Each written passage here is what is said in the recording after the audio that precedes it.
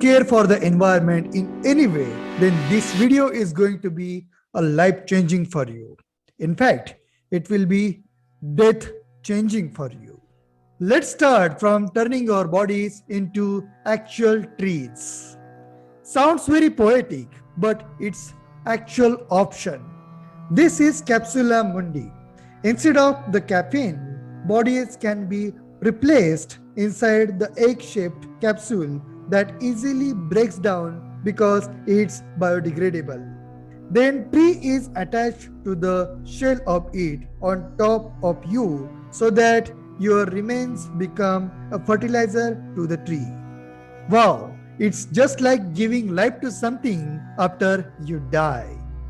And it's just so beautiful to imagine our family coming to visit our graveyard to full of trees with names. Another unique way to die is mushroom burials. Not many people notice, but mushrooms have the power to clean and decompose. So, in the mushroom burial, they can take care of our bodies. The artist Jo Rim Lee shared the experiment of mushroom bodysuits in her TED talk. These white net are embedded with mushrooms so that they can grow on our bodies. And just as with becoming a tree, we are giving back to the Mother Earth. And don't pollute the planet with our toxins. This is the responsible new way of thinking about death. And speaking of the new way, the last option is very fresh. It's called aquamation, a gentle process of dissolving your body until what only remains are the bones. Just as it is with cremation, the mineral remains are dried and processed into a powder for return to a family.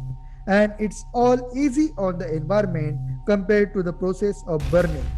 See, not many people know this, but the way we bury our body after we die is very bad for the environment. 100,000 tons of steel, 1.5 millions of concrete, and 77,000 trees. It is said that just in the US, 4 million square acres of forest go for caskets. And when it comes to being burned, according to the Natural Death Centers, single cremation uses as much gas into electricity as 500-mile road trip. I know this may not sound a big deal until you realize that on average 150,000 people die every single day. So, considering all of them would be cremated, that is daily 75 million mile road trip. And that means more air pollution and major driver of global warming.